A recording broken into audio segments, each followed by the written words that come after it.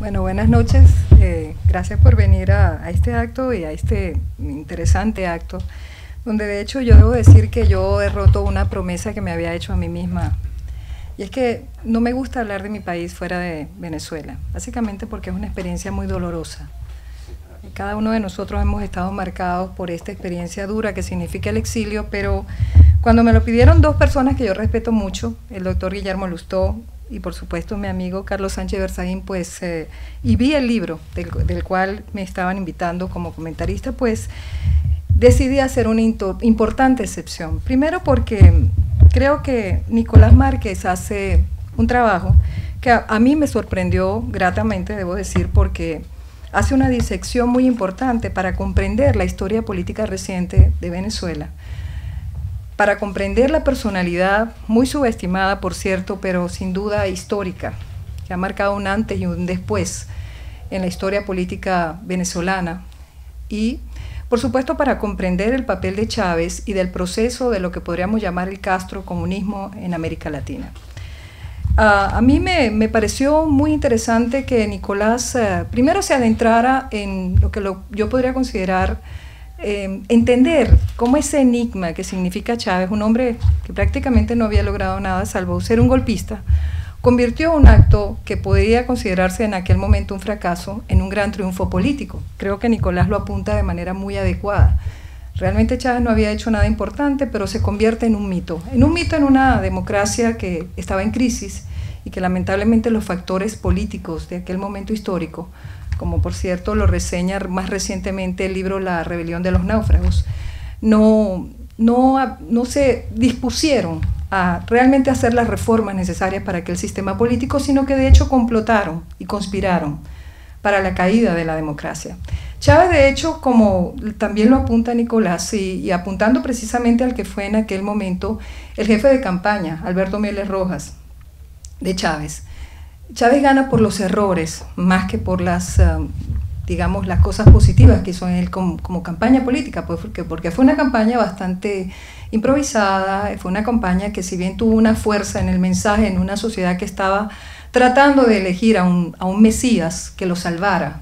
y a un Mesías que castigara al pasado,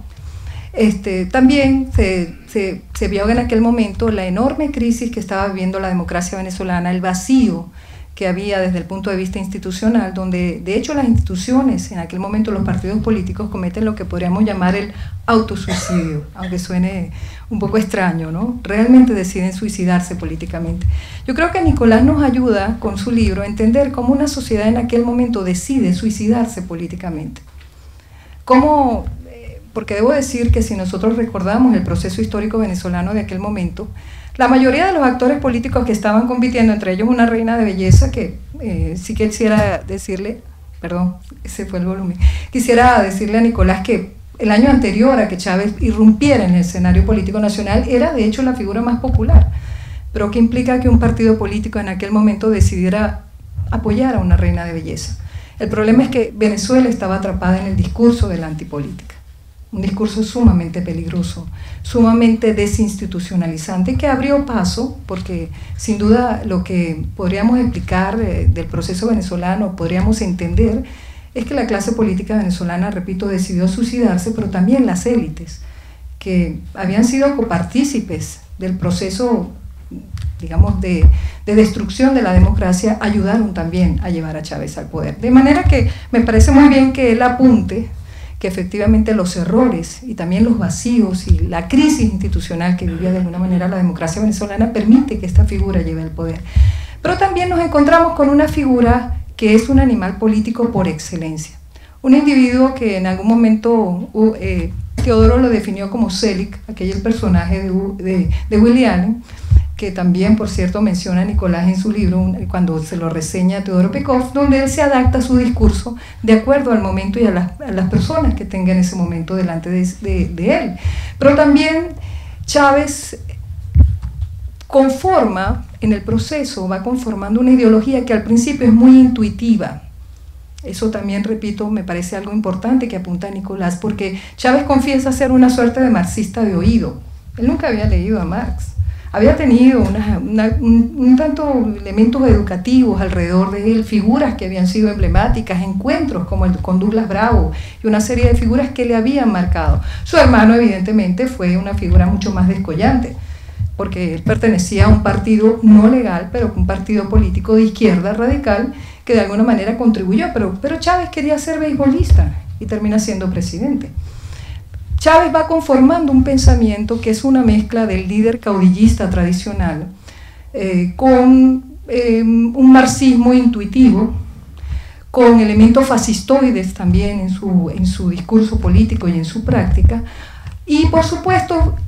hay una figura que yo considero que Nicolás la menciona apropiadamente, pero que probablemente es mucho más descollante de lo que algunos autores llegan a interpretar, que es Norberto Ceresole, porque como ustedes saben, Ceresole era la confluencia entre el fascismo y el comunismo. Ceresole era una figura que de alguna manera reunía en él esas características y que le da la clave de caudillo, ejército, pueblo, que se convierte en fundamental en la figura de Hugo Chávez Frías y en su proceso, en el desarrollo de su modelo político y en el desarrollo de la franquicia bolivariana.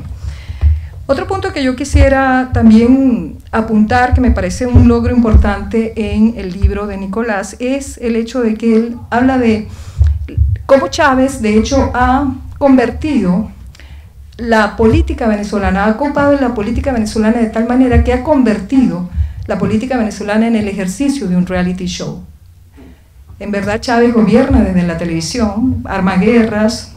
habla incluso de sus procesos fisiológicos, por ejemplo. Eso de hecho lo apunta Nicolás en su libro de una manera muy gráfica, porque efectivamente Chávez hace cosas como esas.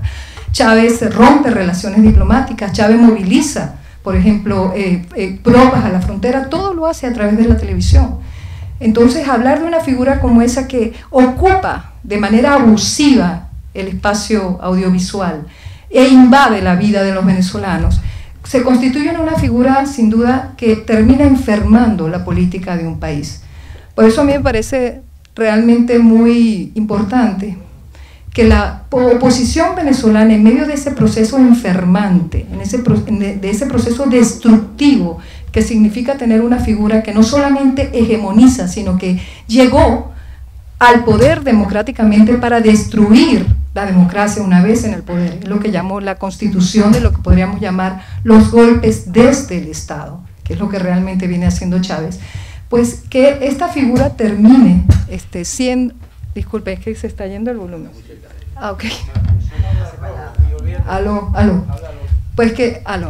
esta figura termine, como les digo, siendo tan emblemática y al mismo tiempo que produzca no solamente un impacto en el proceso venezolano, sino que también se convierte en una figura emblemática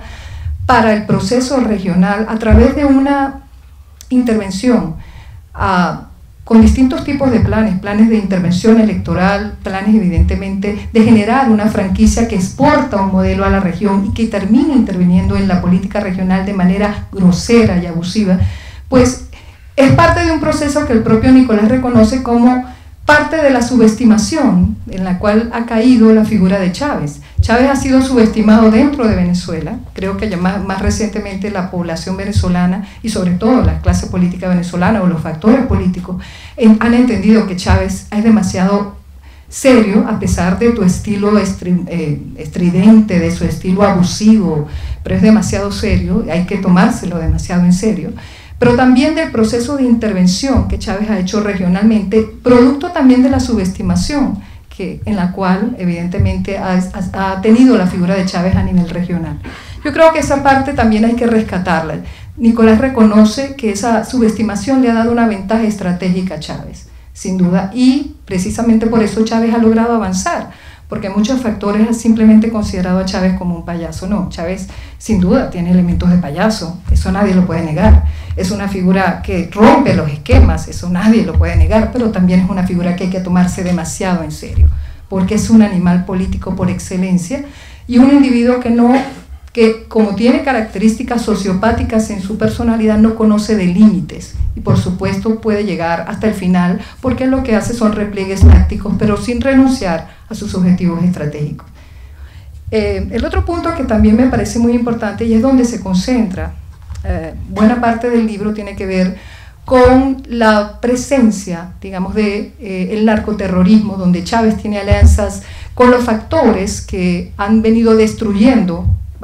mucho de la política latinoamericana. Estamos hablando, por supuesto, de la relación con la FARC y los grupos subversivos. Creo que Nicolás hace un trabajo bastante serio, bastante profundo. Es probablemente el grueso del capítulo, digamos, del libro. El capítulo probablemente más importante tiene que ver con el papel del narcoterrorismo y con los vínculos que a partir de esa relación Chávez viene construyendo y que le permiten a su vez utilizar a la guerrilla como un elemento que le permite financiar a través de la guerrilla de grupos subversivos regionales. Porque Chávez, además de intervenir abiertamente en los procesos electorales de la región, como ustedes saben, ha financiado los grupos subversivos regionales y de alguna manera ha generado una relación, una interdependencia muy estrecha con la guerrilla que le permite hacer también ese tipo de actividades. Creo que Nicolás hace un excelente trabajo en hacer una disección de esa muy seria relación que ha venido siendo denunciada internacionalmente por el gobierno anterior de Uribe, pero también que hoy por hoy existe y que el propio gobierno de Santos, más allá de que esté buscando con su relación con Chávez que se le pague la deuda, también reconoce que existe, aunque no lo diga públicamente.